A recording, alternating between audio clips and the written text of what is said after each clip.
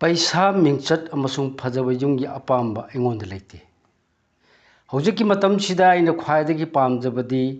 अैखोइ निंग तंबगी लानफमदा सोइदना माइ पाकदबनी हाइबसिनी अैना मतम पुनमक्ता साहित्य अमसुंग इमा लेबाकीदमक करिगुंबा खरा पांगथोकपा पामी संसार असिदा महाक हाइबा असिदगी हेन्ना तमथीबा कनासु लेते महाकी मचासिंग असिगा अरानबा अपंगबगीदमक महाकना नरककी मैनुंगदा लंगथबीरबदी ईश्वरबु थौजाल हैबनी हाइना लौबा ngamloi ईश्वरदी थौजाल हैबदगी तमथीबना सरुक लिसिंग अमा हेली ईश्वरगी असिगुमा वाखलसिमक अैहाक यानिंगते संसार असिदा लैरिबा जीव पुनमक असिबु सेंबीबा कनागुंबा अमदी लेरंबा ताई कनागुंबा सखंगदबा अदुबु ईश्वर हाइबा मिंथोल पीदुना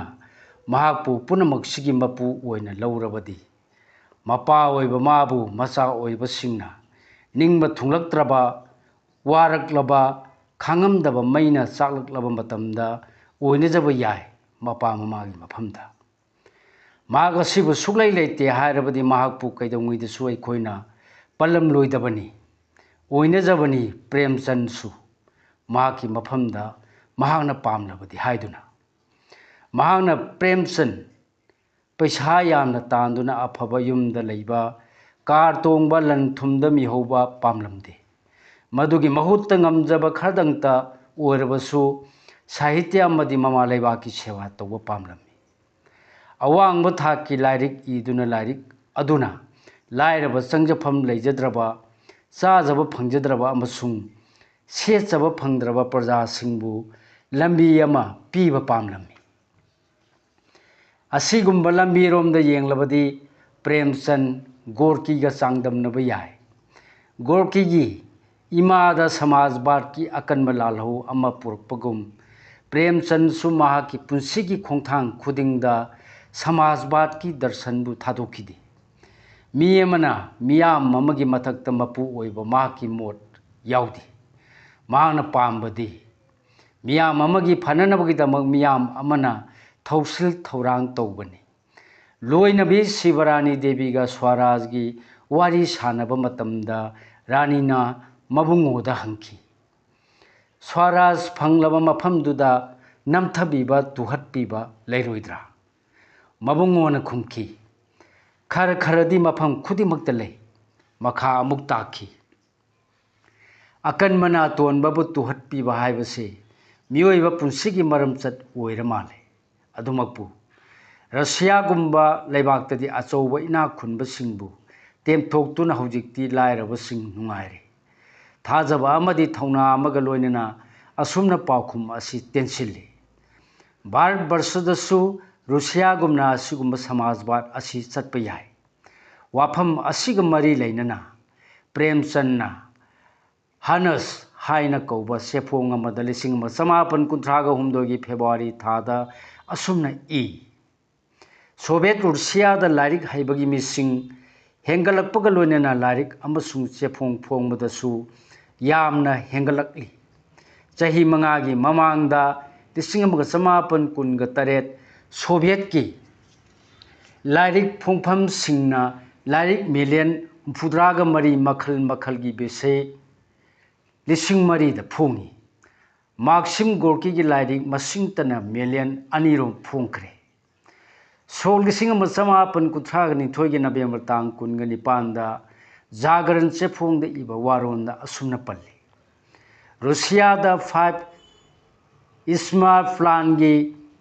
फोरना खुसा हैबगी थबक्ता पृथ्वी की अतै लेबाक सिंगा चांगदमनबा यादना चखुटखरे मखा ताई असिगुंबा थबक असिदी मियाम अमना मियाम अमगी फननबगीदमक लेबाक ngakpa लेबाक्तना पांगथोकपा ngami गली खुदिंगदा भिखारीना परेंग लेंगलबा चाकथुंग फिथुंगद्रबा लाइरबा प्रजा कयाना क्रिक क्रिक इनना लेरबा मयुम लेजद्रबा चंगजफम लेत्रबा नैहत्पीरबा कोटीगी मिकप मिराव खोना निलबा भारतवर्षबु येंगलगा प्रेमचंद हाय भारतवर्षगुंबा लाइरबा अमदी लाइरिक हैतबगी मीसिंगना हेना लेबा लेबाक्तदी समाजवाद नत्तना अतई करीनसु कानब पुरक्प ngamloi माकी पुंसी चुप्पसे साहित्य दान तौबिरमले अरोइब पुंसीगी मतमदा इरंबा मंगल सूत्रदा प्रेमचंद मसामकी पुंसीबु सागतचै माकी चाउरब थौना लई हाइबसी कनानसु यादब ngamloi महांगना मिंगोंदगी तेंबांग नीबा ओइथोक्तबनी अदुगा मधु लौसु लौरोय पैसा फंद्रब साहित्य की थबक तौबा नत्तना महांगना करिगुंबा अमत्तदा पुंगिंग चंगदे यामना चमना पुंसी लेनखिबगी मतांगदा थौदोक अनिखक निंगसिंगबा याय प्रेमचंद माधुरी की संपादक ओइरिंगैदा नोमा कसकारगी निंगथौना महाक उन्नबा लेंबिरखी मतमदोन महाकिदी चौकी अमा फावबा लेतबना निंगथौबु फक्त फमनखी मसिगी मतुंगदा लोइनबी शिवरानीना मंगोंदा चौकी खरा लैसी हाइखी शिवरानीगी वा ताबदा प्रेमचंद नोकलदुन खुमलई आइदी थबक सुबा मीनी अफंग चाबनी अफंग सेटपनी आइगी गादीदी लैबाक असिनी प्रेमचंद की मिंगना नोंमा नोंमागी मियामना पामनरकपा अमदी महाकी थबकसिंगबु थुइदोकना सिंथारकपा उबदा अंग्रेज सरकारना माकपु कोनसिनबा होनखी मतम मदुगी यूपी की गवर्नर सार मालकम हेलीना प्रेमचंद राय साहेब की फम थिंदोकनिंगबगी वारोल फोंदोकलखी अदुबो प्रेमचंद फम अमसुंग लनगी मिहौबा लेतना यामना सेंगना खुमलखी अहाक्ति मिचम प्रजा सिंह मीनी मिचम प्रजा सिंह पीनबीबा राय साहेब की पदवी ओरगदी अइना इकाई खुमनबग लोनना हराव तयाम लौजगदबनी सरकारना थिंदोकपीबा राय साहेब की पदवीदी अयाक सुक्लौ लौबा ngamjaroy मांगना इबिरंबा उपन्यास सिंदी सेवा साधन प्रेमार्सम रंगभूमि काया कल्प प्रेमा वरदान निर्मला प्रतिज्ञा गवन कर्मभूमि गोदान अमसुंग इबा लोरमदबा मंगल सूत्र असिनचिंबा असिनी वारी मचाददी चौराकना चानी यांखैरोम इबिरमी मचानुपा अमृत रायना महाकी कलम का सिपाही कौबा लारिकता चानी कुनमरीगी ममिंग इरी मानस सरोवर अमदी गुप्तधनदा मागी वारी मचा सिंह खोमजिंदुना यावरी माकी वारी सिंह दे बड़े घर की बेटी सोठ सजनतका दंड पंच परमेश्वर नमक दारोगा उपदेश परीक्षा सत्याग्रह वृक्ष का स्वांग महातीर्थ जेल माटका हृदय मैका माटिक मार्ग शतरंज के खिलाड़ी संगनहाट आभूषण सवा शेर गेहूँ ठाकुर का कुंवा दुख धाम सदगति मंदिर दुर्गा का मंदिर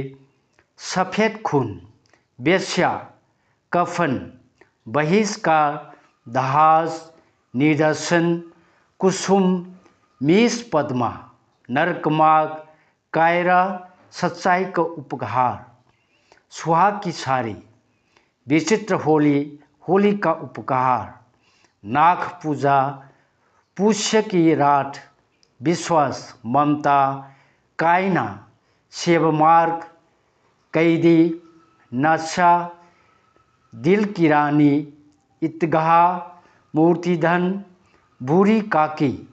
काज की क्षमा ईश्वरीय न्याय समर यात्रा धिकार मोते राम शास्त्री अमसुंग Indian contemporary short story the यावबा द चाइल्ड असिनचिंबा रचना की लाइरिक्तना कलम त्याग और तलवार कुश विचार साहित्य की समालोचना की लाइरिक्तना साहित्य का उपदेश इबिरमी जोला मोपासा चेकव तलस्टॉय हार्डी मार्क्सिस्ट गोर्की बाल्जाक गान सवादीन चिंबा नोंगचुक की फावरबा अयबसिंगी वारी पावरग मदुगी वाखल कयाबु Hindi Sahitya Pusilakuna, Anuba Lamjing Piba Ngamba Wari, Upanyas Kayamuk, Ibiram Lava Sahitya Premi Premsan, Sahitya Pamba Mita Natana, Bharat Barsi Kudingmaki Thamoidagi Akau Bagin Sitna, Humdoki Bangamloy. Mahana Hindi Sahitya Tobiramba, Dantana Sahitya Asigi Itihasta, Premsan Gi Juk Haina Tungan Lamai Ama Hangli.